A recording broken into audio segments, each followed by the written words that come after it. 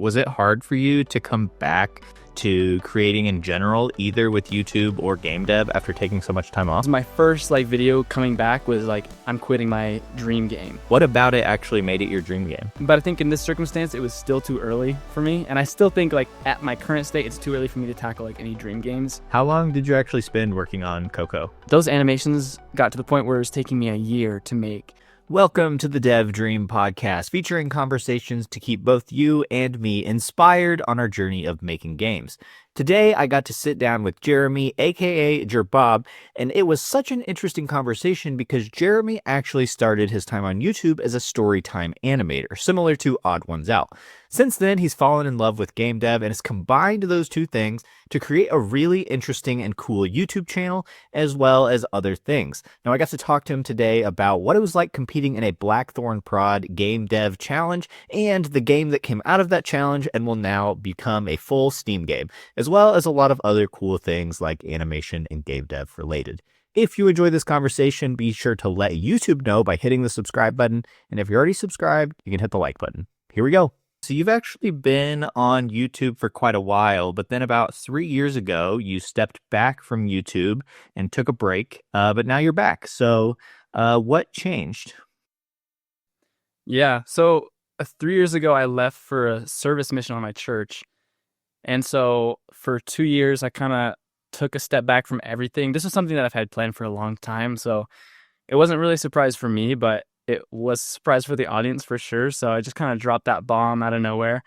And at that time, I was working on a game that I was pretty passionate about. And so a lot of people were like, oh my gosh, what's going to happen? But I've always loved YouTube. You kind of mentioned I've been on here for a little while. This isn't even my first channel. I've had another one. And so I think all in all, I've been on YouTube since 2015. Always wanted to be a YouTuber ever since I was a kid. And just now kind of finding the niche that I really enjoy. And so it wasn't a doubt in my mind that I was going to come back to it. I've always wanted to do it. It was just a 2-year hiatus, but it was also really helpful. Gave me some time to kind of think about my priorities and what I want to accomplish. So it was a cool time to just kind of reflect. But yeah, that's the reason why. Yeah, you gave me a couple things that I want to eventually jump into there, but was it hard for you to come back to creating in general, either with YouTube or GameDev after taking so much time off? Yeah, I don't know if it was definitely different, right? Because my first video coming back was I'm quitting my dream game. And I kind of explained my reasoning for why I decided to take a step back from that project that I had been so passionate about. And there's definitely some backlash, but also a lot of support. People were just like, hey, I respect that you want to learn something new and kind of refine your talents a little bit and take a step back from this passion project. So yeah, I don't think there was really ever a struggle getting back into creation. Like I said, I was anxious to get back to it. So for me, it's been something I've always loved doing. I understand that some people are more game dev than YouTuber, and making YouTube videos can be a drag sometimes. I love both. Making YouTube videos is super exciting to me, so it wasn't really hard to come back to, I guess. Yeah, you mentioned your game you abandoned, which was Coco and the Last Leaf, which you've called your dream game. What about it actually made it your dream game? Yeah, I mean, that's the funny thing about dream games. I feel like everyone's got a couple different ideas. I feel like you could have multiple dream games for sure, but that was kind of the term that was being thrown around pretty loosely back in the early days of game dev YouTube, I feel like. And so it was my dream game, I think, because it was just my first time trying to tackle a big project. And I had tried that before. But I think in this circumstance, it was still too early for me. And I still think at my current state, it's too early for me to tackle any dream games. I don't know if how I would actually term things a dream game now. But I think the world of Coco the Last Leaf still very much lives on in my head because all the characters and all of the different lore and stuff that I came up with for it are still very much alive. And I hope to someday continue working on it. But honestly, I would love to make it in 3D someday. I don't think I would want it to be Metroidvania. And so I guess in that way, it's a dream game in the sense that I've been thinking about it for years, building that world up in my head. I feel like a lot of people have that little idea that they've always wanted to work on. But right now, I just don't think it's the right time for me to try to tackle that again. So that's why I kind of took a step back from it, because I wanted to learn 3D game development and get better at game development in general before I tackled such a huge project. But yeah, I guess we'll see how that goes. I think it's perfectly normal. I think everybody has like at least, I mean, I feel like I have millions of ideas of like, oh, I could do this or I could do that. But then I do think we have those ones that kind of stick with us. And especially when you think about and like take the time to like build a world, it's like something that kind of like stays with you. Do you think you want to get to a place where you have the skills to try to turn that world into something tangible?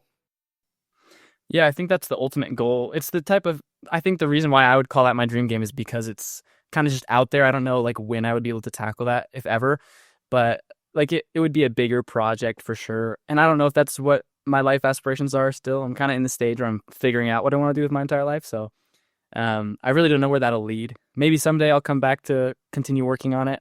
But for now, I'm just enjoying working on like the current smaller projects that I have going on. Yeah, I mean, I'm 30 years old and I have no idea what I want to do. So, and I come up with the new thing. Like you mentioned, that you've had other YouTube channels. And so this is like, I think my fifth or sixth YouTube channel. And then I've tried tons of other stuff than that. So it's okay to like bounce around and find your way. How long did you actually spend working on Coco? I think it was about 2 years because it was a COVID baby where I Sure. started it just because I was bored.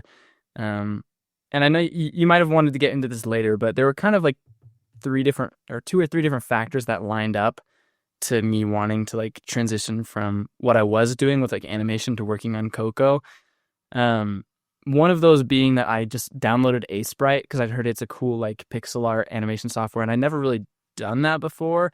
I tried my hand at pixel art with like MS Paint, and that was about my experience with it. But I really wanted to try learning how to animate, and so I downloaded Sprite and started making some character art. And as I made the art, I wanted to see it in action because that's just how my brain works. I like to see it working in the game, and so I just started putting it into a project, and that eventually turned into like Coco the Last Leaf. It totally came like I didn't intend to make Coco the Last Leaf at all. It just kind of happened. Yeah, you have a super kind of unique journey in terms of the people that I've talked to, in that I think a lot of the game dev people, they learn game dev or coding and then like kind of fumble through the animation and art piece, but you kind of flipped that around the other way. So if you could just take me back a little bit, like how did you even get to like how and why did you start animating? How did you figure that out? And kind of just what was your motivation for that, if you could go back? Yeah.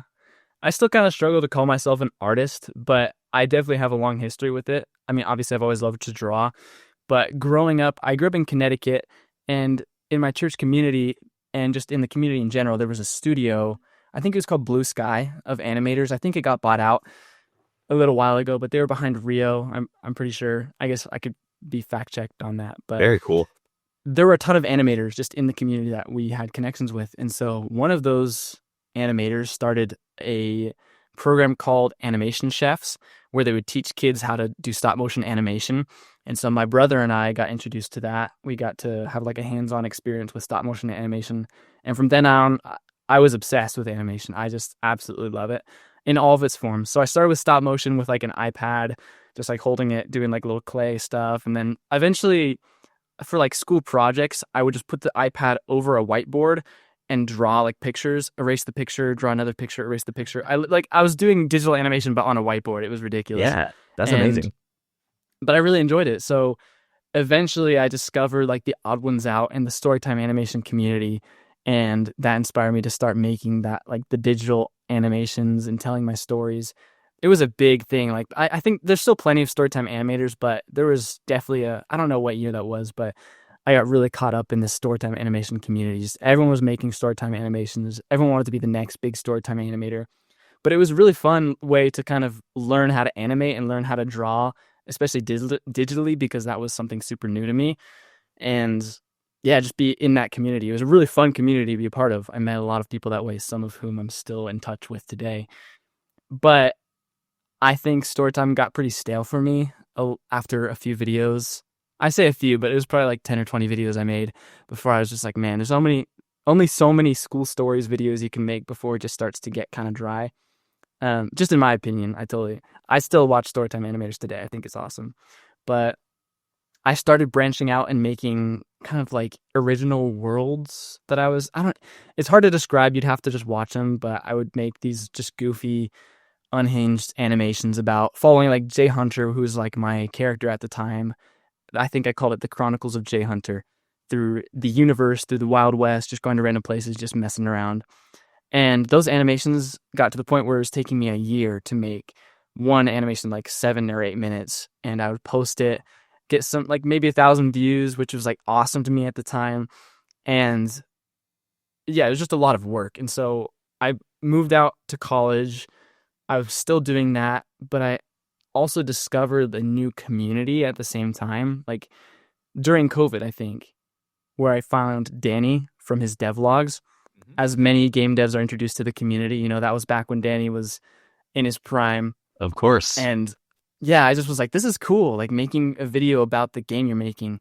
And that I just stumbled upon that after downloading Aseprite and working on this little project of mine. And so I was just like, let me just make this devlog. It looks like it won't be that hard. You just kind of talk about your game a little bit. And I made it. Probably took me a couple hours to throw together my first devlog. It's only like 3 minutes long. And it got like a couple thousand views, I think. So like on par, if not much better than the animations that took me a year to make. And honestly, I enjoyed it a lot more. It was just a breath of fresh air, kind of like showing people a different thing that I've created. I've always enjoyed to make things, but the medium wasn't so much my concern. Like I wasn't in love with making animations because it was so like cumbersome to make a full animation. So once I uploaded that devlog, I was just like, I think this is a new path I want to take. I think I still uploaded a couple animations after that, but eventually I just transitioned to full-on game devlogs because it was really fun. So that's a very long-winded story, I guess. Yeah, no, that's a great story. Help me as a non-animator understand how it can take a year to make an 8-minute video. Like, I don't really understand what that means. Like, what are some of the parts that make it so time-consuming? Well, part of it's just that I'm terrible at consistently working on videos, but yeah, like every frame, I mean, it's 24 frames a second that I was doing, and 8 minutes, you can, do the math. It's a lot of frames of drawing. It started out with like writing a script. Each individual frame? Not all the time. So you have like layers, you have different characters, and they're all moving at different rates and whatever. But it would start off with a script where I'd come up with the idea, write down all the voice lines. A lot of times I would collaborate with other animators, and so they would do voice lines for my videos. So there's that collaboration process that happens. Have to put all of that into Audacity and just mix and match until I would do it all in Audacity first, which I think some people don't do it that way. But at the time, that's what I was doing. And get the whole entire audio clip for like the 8-minute video all set out in stone with like visual indicators of like what I want happening in the video. Then I would go through and just animate the video. So here's a scene, draw the background for that scene, draw all the characters, make the characters move, 24 frames a second. Like it just adds up. And again, on top of that, just like burnout is pretty real with animation because you're doing the same thing every day, just hopping on, drawing some more frames. It's hard to stay consistent with it. Could I have made the same videos in a lot less time if I was just more consistent? Absolutely, but it was definitely tough. It's funny that you mentioned Odd Ones Out. I actually feel like I picked up on that kind of style even from your more recent stuff. So do you feel like those... Yeah, I mentioned in one of my questions or that some of your earliest works kind of remind me of like an Odd Ones Out style animated stories. And so do you feel like it's positive that kind of DNA has carried over to your game dev content maybe?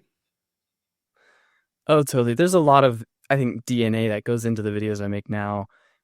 Odd Ones Out was like my first inspiration, but some of the animators that I still love, Ginger Pale is a huge one. I just love like his color theory, his art style, his humor. Like Ice Cream Sandwich is another one. If people haven't heard of these YouTubers, they are phenomenal. Love these guys. Just like very witty, very original type of animations. I love them. And so all those different factors paired with like the new game dev influences like Danny kind of have turned into the videos that I make today. But I always try to, do my own thing, but there's definitely a lot of different inspirations that have led to the types of videos that I make now. Yeah, do you think with those Storytime animator influences that impacts your game dev in any way? Because I don't think those are influencers that as many game devs would have. Like a lot would have Danny in common, because he's just so prevalent in the community, but maybe not with those others. Do you think that seeps into your game dev or even like your story writing or anything like that at all? Yeah, I don't know. I think definitely the style, like I picked up a lot from these animators through the years where I just like a lot of the things I make I would consider pretty goofy, just some silly games. And I think a lot of that comes from the Storytime animators that I watch. And not just the Storytime animators, but just all of the animators who make silly skits and stuff like that. I think that's, now that you mention it, probably an integral part of the games that I make now. Someday I would like to make games that are a little bit more, not heavy, but serious, I guess. But at the same time, I enjoy working on silly games so much. I don't know why I would ever stop. Like, it's my bread and butter. Yeah, well, and I mean, being funny and being silly is a great place to start anyway, and being accessible. And so maybe there's a world where there's a game where it kind of does both. It has that humor, but then it also has deep meaning behind it. Now I want to spend a little time asking you just about some of your YouTube content.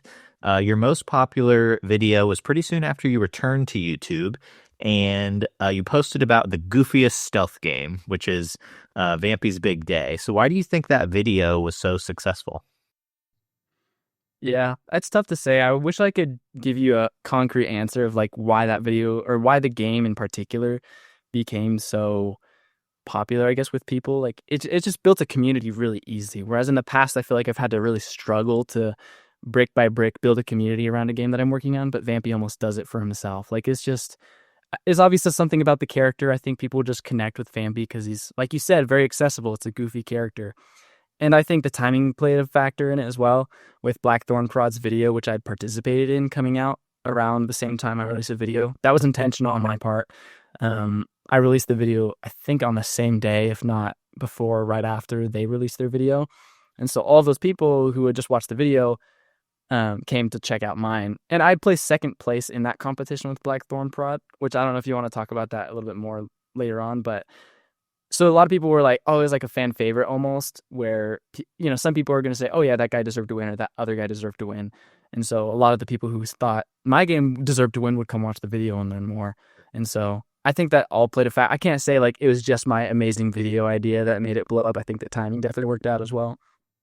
Yeah, what was it like working on a Blackthornprod competition video? Yeah, it was interesting. They just kind of DM'd me out of nowhere. I had seen some of their videos before. He's kind of been in the community for a while. And I guess my experience with it was pretty chill. It was just like hop on a Discord call every week, talk about the games. The one part that was hard was just like balancing that with my life, because it was a 3-week competition that I thought would only take 1 or 2 weeks. I didn't think I was going to make it to the final round, because I did the video where 6 developers compete to make the best game. And so every week, I think 2 devs were eliminated. So in my mind, I was like, okay, it could take 1 to 3 weeks, but realistically, probably not 3 weeks, because these developers are amazing. And so I had to kind of put everything aside. This was in February, so I'm in school. I had a lot going on with my personal life, and so I just had to put a lot of things on hold. At the beginning of the 3rd week, I think I was pretty set on like, I should just quit, because I feel like this is getting in the way of things. But the better half of me won over, where I just want to make something that I'm proud of, especially because I know that this will go in front of a lot of eyes. I'm a big believer that I just want to put my all into everything that I make and make it the best it can be. And so I just had to I couldn't not put my effort into this like final week and just go hard and try to make something I was proud of, knowing that people were going to see it, because I wanted to make something that connected with them.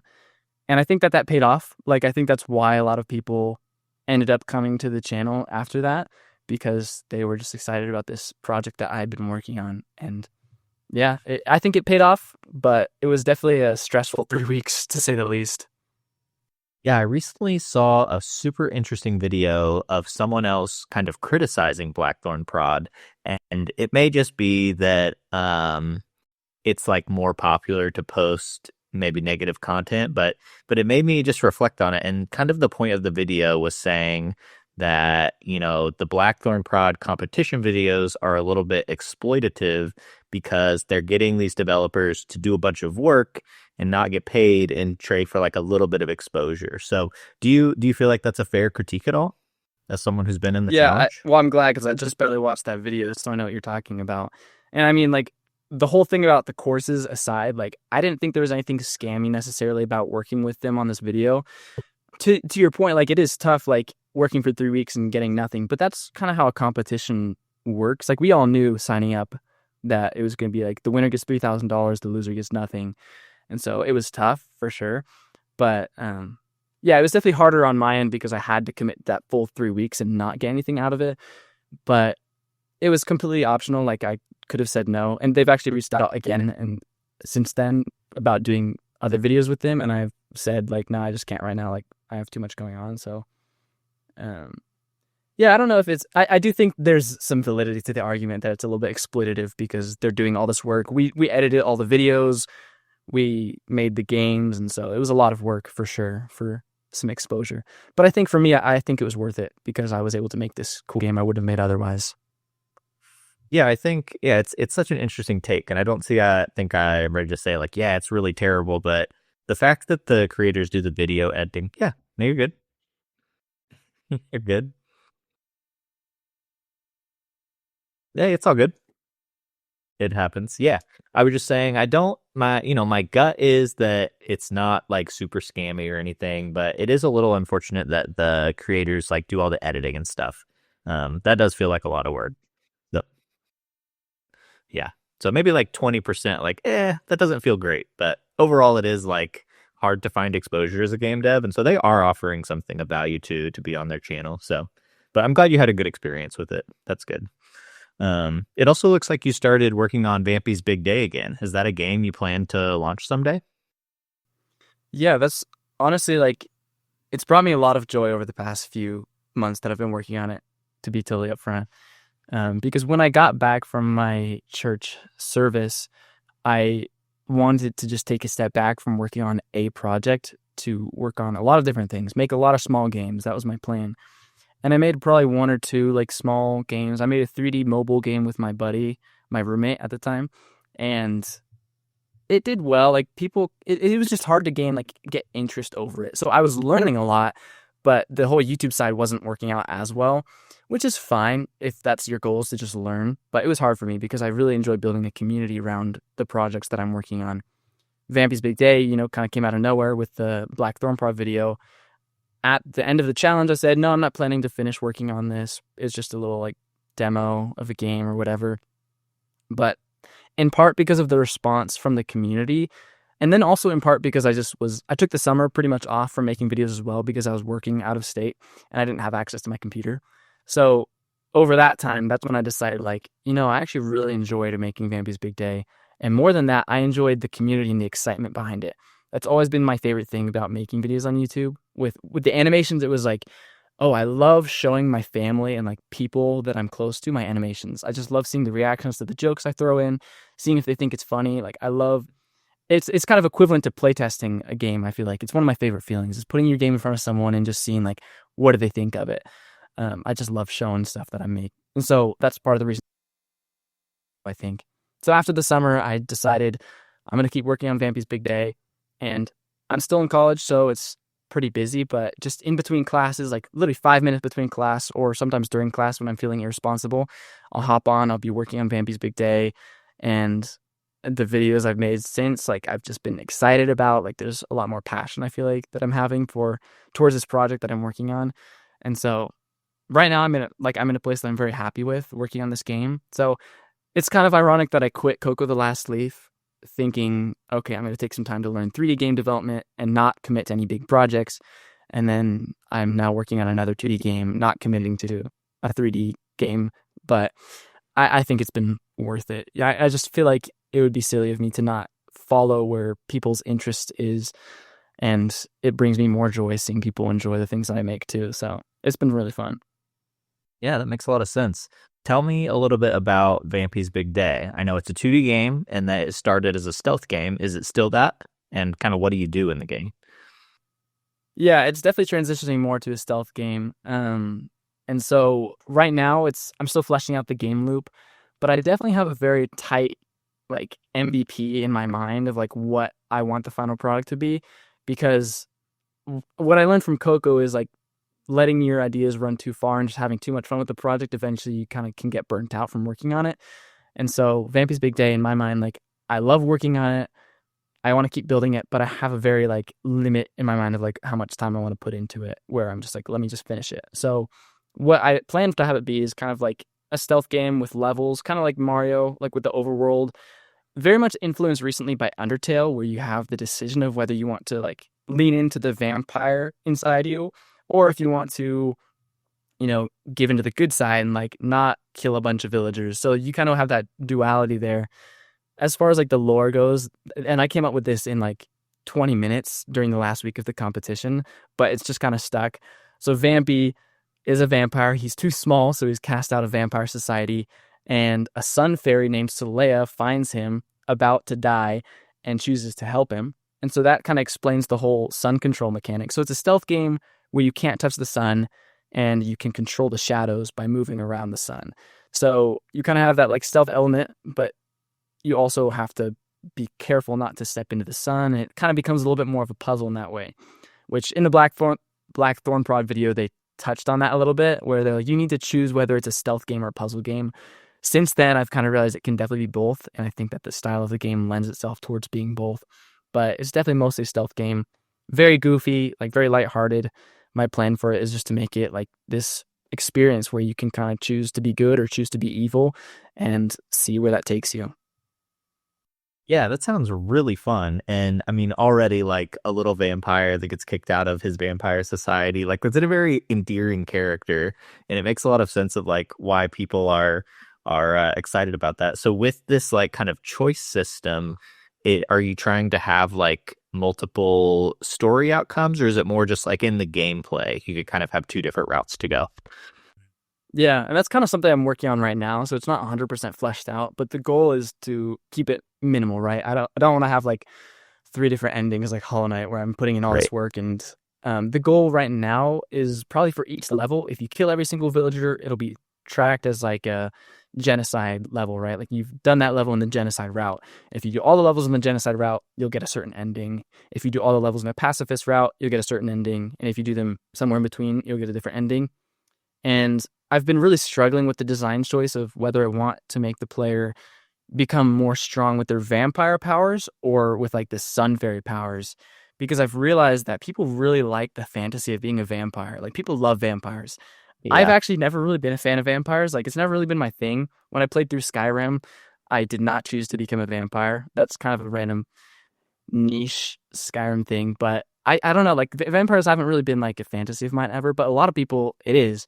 And so I've kind of realized if I'm restricting them from attacking villagers and like leaning into the vampire side of things, I would be doing them a disservice. But the story more lends itself to trying not to eat the villagers and like letting Solea make you stronger. So kind of my plan for it is as you kill villagers, you'll get like more experience points with your vampire powers, and those powers will get stronger. You'll unlock new powers, kind of a separate play style from if you try to go the more pacifist route, where you will unlock more powers with the Sun Fairy, and that'll be a different type of play style, which I think would lend itself to the game being fairly small because you could play through it multiple times. So in my mind, I'm like, all right, let me just get this small game out, but have a little bit of optionality here between like these different routes that you could take. That's the current plan. Like it could totally change, but I'm pretty happy with that system idea that I have. So currently that's my plan of going forward. Yeah, that's really good awareness of like what your players are leaning into. Because I'm like you, I had no idea that there's a bunch of people that have this, vampire role play like excitement. And yeah, similarly played a ton of Skyrim, played the DLC, was not interested in being a vampire. So I'm with you. Are you running into any challenges in the like kind of stealth puzzle combo, or how are you solving the problem of making stealth fun, I guess? Yeah, that's something I've been working a lot on, making it more of a stealth game, because the final product from the game jam or the competition with Blackthornprod was pretty rough around the edges. The second you stepped into like this vision cone, they would alert the guards, and that was pretty much it. And so a lot of the work recently has been going into just developing the AI for the village, like the NPCs in the game. And that's a video that I'm finishing up right now that I'll probably be releasing in the next few days. Just talking about like, how am I going to build this AI system for these villagers? Because it's really important in a stealth game. A lot of your interactions come down, or like a lot of the design of the game comes down to your interactions with the NPCs. So I've been putting a lot of my focus there.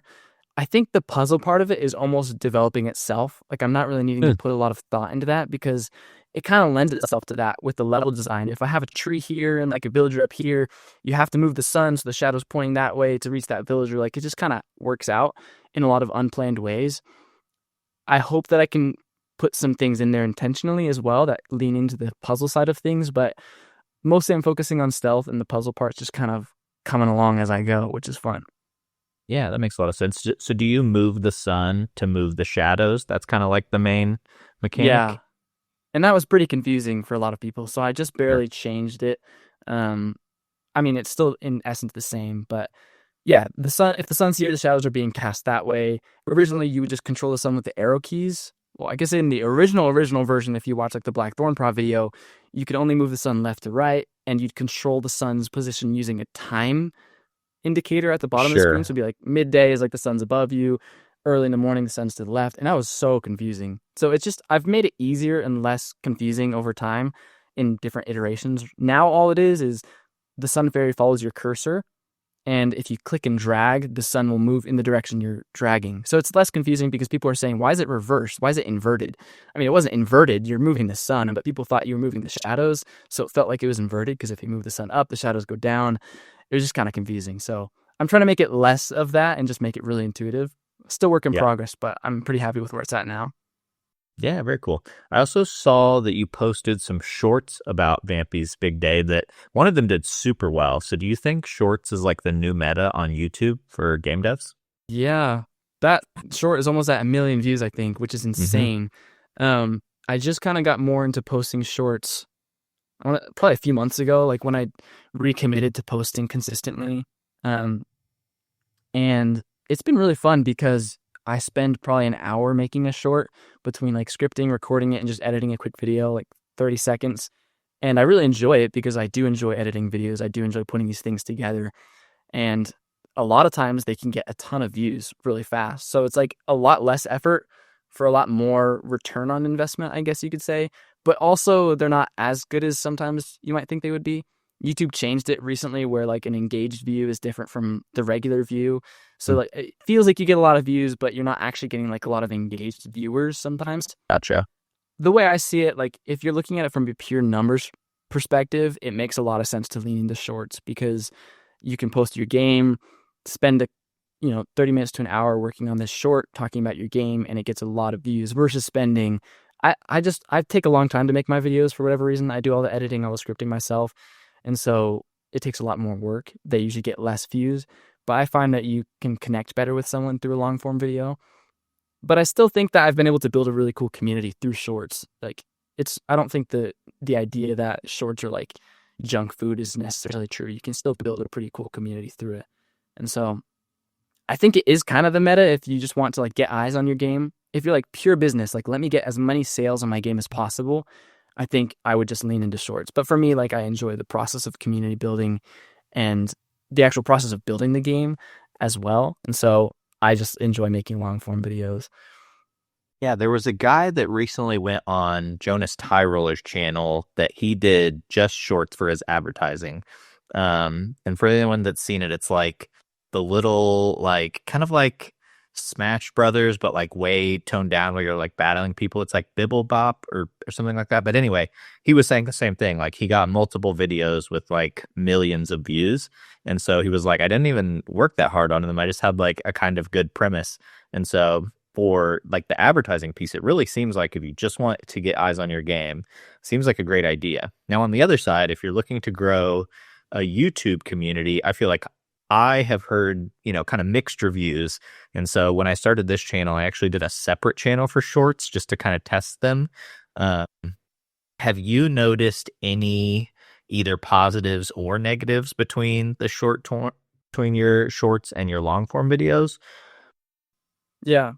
Yeah, I think I've listened to a lot of like YouTube podcasts. It's one of my pastimes because I just enjoy thinking about YouTube and like the Same. strategy behind it. And from what I understand, you can very much become locked into one format where you're only doing shorts. It's tough to get out of that. Like some people get millions of views on their shorts and they post a long form video and it gets like maybe 1,000 views. Yeah. It's just like YouTube doesn't translate those super easily sometimes. I don't know what the strategy is if you wanted to do both, but I started out doing long form. I've been doing long form for a long time. and I make my shorts very much correlated with what I'm making my long form videos on. And I feel like it's been working well for me, where I can do both. I think there's a lot of people that do both very well, but I do think it can be like dangerous if you start off just only posting shorts, but you want to do long form as well. You can totally do it. The expectations just need to be realistic. Like, I know I'm not going to get 1 million views on one of my long form videos, most likely, but it could happen with shorts. It's just like my expectation has to be different as far as like the views you're getting and the engagement you're getting. But like, it's something that I'm used to now. I totally enjoy like getting a lot of eyes from shorts and like getting a lot of feedback really quickly, and then kind of going into a deeper dive of the process with my long form videos and grabbing that like more engaged audience. I found that it works pretty well, but it definitely can be tough to differentiate between the two. Yeah, YouTube like headquarters is definitely saying you can do both. It'll connect. Whenever you had your video, your shorts video that hit almost 1 million, did you notice any increase in engagement on your older long form stuff, or does it seem to be kind of separate even on your channel? Yeah, I mean, obviously YouTube has that like related video feature, which a lot of other social medias don't. So that's cool because you can directly like, hey, this is a short, but here's the video that's related to it. I haven't noticed it having a huge impact. If someone's on YouTube to watch shorts, my thought is they're probably just there to watch shorts. They're not gonna click on a long form video. But from the one that's blown up, yeah, it's gotten me like a couple thousand views, I think, on the related video to that one, just because there's so many views on it. But yeah, it's tough to say because it's hard to know like where people are coming from. And we'll have to see with the next video I publish, because this video that got almost 1 million views was just this last week, I think. So Okay, I didn't realize it was so recent. Man, it's that still popped off fast. Yeah, it did. It took about a day, and then just YouTube just caught a wave. That's just how it goes sometimes. So we'll have to see like with the next video I upload how it does, if it's going to be any different from how it was before. It's really uncharted territory with shorts. People are still trying to figure it out. So yeah, who knows, honestly. Yeah, I'll be super curious. I'll be paying attention to your channel just to see how it does out of curiosity. Because yes, same. I'm a little bit of a YouTube nerd. Like if someone's got a YouTube podcast, I'd probably listen to it. Now, how does that experience compare? I've seen you've also been on TikTok. Have you had any success on TikTok with your videos? Yeah, TikTok's pretty different. I just have been posting them there ever since I started making shorts on YouTube, because it's like I'm making it. I might as well post it in a couple places at once. And I haven't seen any crazy success with TikTok. I think I'm at 1,000 followers now on TikTok after posting there for probably over a year now. So it's nothing crazy, but it's been cool to like build another community there organically. I've definitely noticed that the communities are different. Like the reason people are on TikTok is different from the reason people are on YouTube. Some videos that I post on YouTube flop, but do really well on TikTok. And a lot of the times it's vice versa. One thing that has been new is Instagram. I actually started posting videos there, and I've had some really interesting results where I chatted with a buddy at a video making conference that I went to not too long ago, and he was like an Instagram guru. I was like, oh man, I could never, like, I just don't even want to try with Instagram. I posted maybe one reel, it got like 10 views, even though I already had a page with like a couple hundred followers just from back in my Storytime animation days. And I'm like, yeah, it's just not worth it. I don't even know how to like, it just doesn't make any sense to me. And he's like, oh, just click this button when you're publishing called trial reel and just see what happens. And that's all I did. I would hit trial reel, and over the time it's been like gaining a lot of traction. From what I understand, the trial reel basically just only pushes out to people who aren't following you. So Instagram has to try and figure out who is interested in this video. I don't know why it's a feature that they have. Honestly, beats me, but it's cool. Like, so what I would do with every video I uploaded was do trial reels, so it's pushing it to brand new people every time. I'd get a lot of new eyes and a lot of followers from that, and then I would just publish it normally on Instagram. And since I started doing that, I've kind of been following more game dev influencers on Instagram, and there's actually a pretty solid community there. Like I said, every social media is pretty different.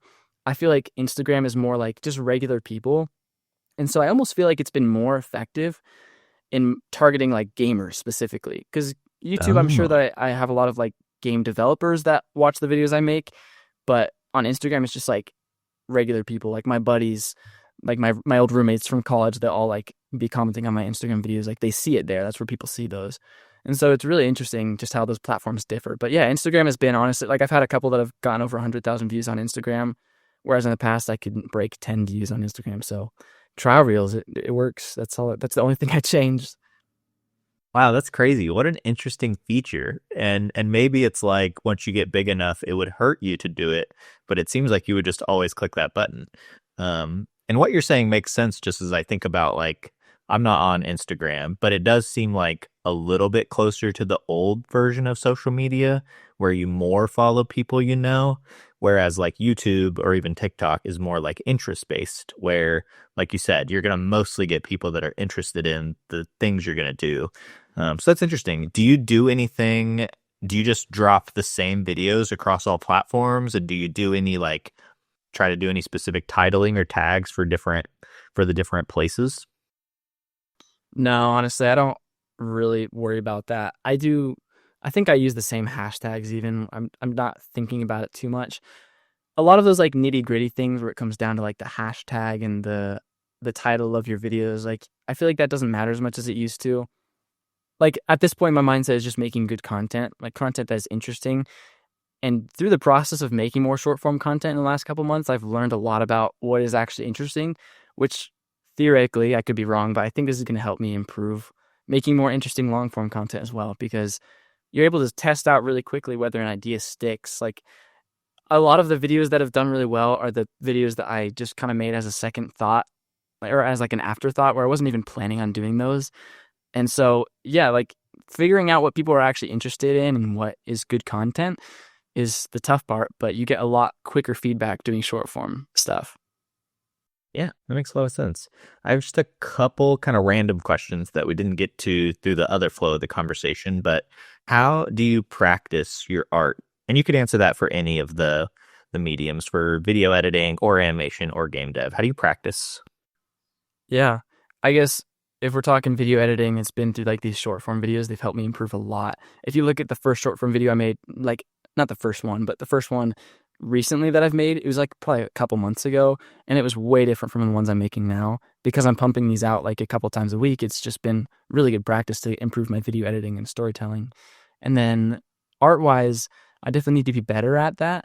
But I actually just recently challenged myself, which I'll probably make a video on it soon, to do like a 30-day art challenge where I would just draw every day for 30 days, trying to kind of reconnect with the part of me that just loves to make art. Like it's something that I truly love. And so, yeah, doing that challenge was really fun. Just forcing myself to find time to draw every single day was really tough, but also really fulfilling. Just working on something creative. And a lot of times that's vampy for me. Like it's hard to, when I sit down and I have a couple hours of free time, I really just want to relax, maybe play a game or watch a YouTube video. And it's hard to make the decision to make something instead, like get out and create something, but it's always so much more rewarding for me. And so I know that if I can make that right decision and like just focus on creating something rather than consuming something, I always feel really fulfilled from doing that. Not that I don't consume things from time to time. I love playing a good indie game and watching a good YouTube video. And obviously that plays a big role in the stuff that I make. So there's definitely a balance there. But yeah, it's just I'm trying to improve my habits with that. And that was a challenge that I did lately that I think has helped. Yeah, it's funny you mentioned the like 30-day drawing competition. So I think this was pre-podcast, so maybe it was even like a year ago, but PewDiePie did that, and he's actually super talented, and I'm sure lots of people did this too, but I was like, oh, I should try that. And I'm not a person that has ever like done drawing. I've always wanted to and thought it was cool. And so I was like following videos. My first 7 days, I just like drew a bunch of shapes because that's what people said to do. And drawing is hard. So I didn't end up making it even the full 30 days, but it was a fun challenge to just like pick up and try to do something. But that's cool that you did that. Now you also recently released a video talking about the 10 small game jam games you did. And I won't spoil the whole video. People can go watch it if they want to see about the unique games. But do you think game jams are a good place to start if someone is watching and they're just like similar to like maybe you were in COVID or, you know, that time you saw Danny and just wanted to get into game dev? Yeah. I mean, it's tough for me to say because, like you've mentioned, I come from a little bit of a different background from a lot of people who get into game development. Coding is something that I've picked up after, and the engine that I still primarily use is like a visual scripting engine. Like I'm trying to learn Godot and stuff like that, but it's so hard when I have this other engine that I feel so confident in. And so game jams, I always harp on it because, like, for me, I've done a lot of them and I've really enjoyed them. I feel like it's a drug now. Like I just get a rush every time I do a game jam. In the middle of the game jam, I want to die, and then afterwards, you immediately forget how terrible it was, and you want to do another one. And so, they're a great way to learn because you are just making a game in such a short time frame. I mean, lots of people have said it, but like the limitations breed creativity. It's look at these 10 games that I made. This is how I learned game dev. But in reality, it's been a messy road of me working on several different dream games, realizing that's a terrible idea, quitting, never making progress. And so, like, yeah, everyone's going to have a different path. It's hard not to chase the dream game, like a game that you've always wanted to make once you feel like you have enough skills. And I don't know, it's something that like every person has to discover for themselves almost. But yeah, if you really want to be wise about it and like try to learn as fast as possible, there's nothing better than game jams because you're just doing it in such a condensed time frame with that limitation, which makes it more creative. Like Vampy's Big Day came out of a game jam environment. I wouldn't have made it. Like I said, I'm not really that interested in vampires. Now I am. Like I've been learning a lot. People keep correcting me on things like, oh, the garlic doesn't actually hurt the vampire. I'm like, what are you talking about? Like, I'm just learning all sorts of new things. But yeah, it just forces you to make something you wouldn't have made before. So they're really fun too. Like being able to collaborate with people, that's been super rewarding. Yeah, and people do need to be careful whenever you watch, even like your video, because it jams such a long experience into just 10 or 20 minutes where you're obviously going to talk about mostly the fun side, but just like taking a minute to step back and realize like every game jam is hard, no matter who you are. And like there will be times when it sucks and when you fail. So yeah, people should just be a little careful, but also, I mean, it's good to get inspired. Like I think a lot of people like I myself got interested in game dev because of game dev YouTube. So it's also okay to like just get energized by what other people are working on. You mentioned you use I love. Yeah, go ahead. Oh, sorry. I love game dev YouTube. Like I watch a ton of game development YouTubers. Obviously, it's how I got into game development YouTube. It was from Danny, but like I just love seeing what people are making. It's really energizing to see what people are sharing. So yeah, like it's can be hard because you watch something and you're like, man, that looks so easy. But obviously, it's just the fun side of things. But it's also really cool. Like the community that game dev has built on YouTube, I think is awesome. Having been a part of like the Storytime animation community, I was almost missing that sense of like, oh, I'm in this like niche community that's like really cool. And so game development is even better in my opinion because everyone's just making things, everyone's learning together. And I think it's really cool. There's definitely a negative side of it too, but I love the positive side of game dev YouTube. Yeah, I would definitely say like the good outweighs the bad, Like it's at the end of the day motivating people to do stuff, even if there's times when it's discouraging to watch how cool something is that someone else made and you can compare yourself, which can be bad. But what engine do you use? You mentioned you use visual scripting. Yeah, it's called Construct 3. Not too many people have heard of it. It's kind of lesser known, but it's similar to GDevelop from what I understand. It definitely still has taught me a lot about like programming principles as far as like building functions, like trying to organize things. And I'm in like a computer science related major. It's not computer science. It's called information systems. And so it's just all things like programming, computers, infrastructure, stuff like that. And I feel like a lot of it's just come pretty quickly because I already have this foundation of logical thinking that I've developed through like the visual programming engine. So I think it's great. Like for beginners, I loved it. The only problem is the price tag is like it costs like $15 a month, I think, which can be pretty hefty for a lot of people, including myself. But they do have a free trial version that I use for a long time. Like when I'm not actively developing a game, I don't pay for a subscription. I'll just use the free trial. And you can even make a full game jam game with the free trial sometimes. It just kind of limits your like the length of your code pretty much. But it's great. Like I would recommend it to anyone, especially if you're starting and you are like me where you're more like visual. I would absolutely recommend it because for me, it was like a relief. I was able to just like build something that I could imagine way quicker. So because of the speed at which I can make stuff, it's just like a no-brainer for me when I'm doing game jams. And for Vampy's Big Day, like it just makes it's harder to build bigger systems with sometimes. I'm definitely starting to push its limits, but it's really fun. Yeah, is Construct 3 specifically a visual scripting engine, or that's like a part of it? It's built with JavaScript, to my understanding. So just recently, I've been kind of messing around with using some JavaScript in there, but it's not focused on that. That's like an advanced feature where you can add in JavaScript. But yeah, it's pretty focused on being a visual scripting engine. But it looks a lot like code. If you just look up a picture of it, it's like block coding. You have your event and your conditions and your actions within the event. And so it's pretty standard. It's like if the bullet collides with player, destroy the player. Like it's just pretty if a lot of if then statements, but you can do functions, loops, all sorts of stuff. So it's cool. Yeah. Have you found a pretty good amount of resources when you run into a problem, like either on YouTube or Googling, or how's that been? Yeah, they have a pretty helpful forum where like I haven't done it a lot recently, but in the past I've had like, oh man, how would I develop the system? And I'll ask on the forum, and a lot of times you get a pretty good answer from people. It's surprisingly, I haven't really looked into like how big the community is, but it's pretty active. Like as far as people are posting on these forums, because people are paying for subscriptions, so there's people who are like actively using the engine, but it's definitely less well documented than like Unity, So it really depends what you want. If you already know how to code, like I'm like Godot all the way. I think it's such a cool engine, but I just haven't been able to take the time to really learn it well. So in my mind, like I keep falling back to Construct 3 because it's so much easier for me. But eventually, someday, I would like to transition to Godot because I think it's really cool. Yeah, and you mentioned just a minute ago that you also got to maybe do some collaborating. What's your experience been in the times when you've gotten to work with other people, and how's that compared to just working on something by yourself? Yeah, it's super different. I mean, it goes back to all the way when I was doing Storytime animation, where I'd get like animators in my video, like doing voice lines, voicing different characters. It's always been something I really enjoyed doing. And with game jams, I haven't done it as much. I think out of all of the game jams I've done, there's only been like 2 or 3 where I've worked on it in a team, maybe a little bit more than that. But it's hard to trust your vision to someone else sometimes. Maybe that's just a me thing. It's one of my weaknesses. Like I have like a lot going on in my brain, and like it's hard for me to like articulate what I'm imagining. And so it can be tough to pass that off to someone else, and sometimes it doesn't turn out exactly how you expected. But it's also the work-life balance is way better for one thing. You definitely get more sleep when you work with a team.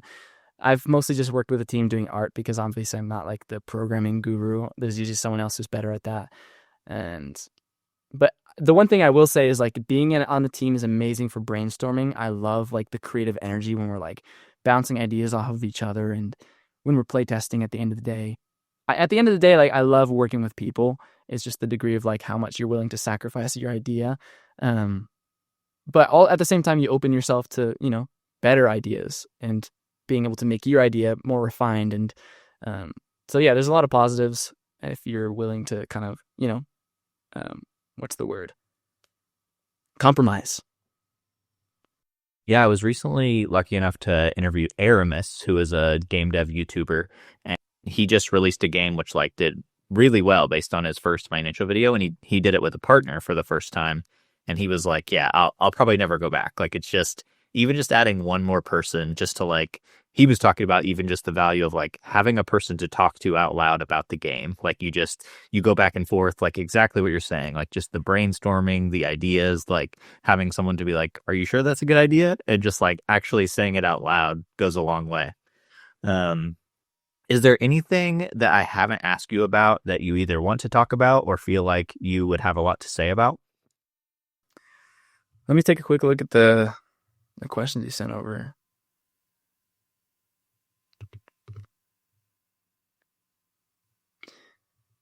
Yeah, I mean, I think I already kind of touched on it, but the last question that you had was referring to like my dream of game development in this season of life, like what I kind of envision the future of game dev as in my life. And it's tough to say, like I mentioned earlier, I'm kind of in that weird stage where I don't know what I want to do with my whole life, but I'm really happy with where I am now working on Vampy. I think like for me, it's always been a little bit more about the community that I've been able to build than the actual thing that I'm working on, which is why I think I transitioned so quickly from animation to game development once I was able to build a community there easier. Like Vampy's Big Day is the perfect conduit for like building a community of people who are excited about something because it's so accessible. And I think that's why it's so much fun to work on. I just love people getting excited about working on something together, like building, hey, let's build this game. Let's build it together. Let's get creative. Let's have ideas. That's why I love game dev. Like people are just all pitching in, and it's a really cool space. Yeah, well, that's a super good dream, and I hope you're able to keep building that community up and that you're successful in that way. Thanks for joining me today. Appreciate your time. No, thank you.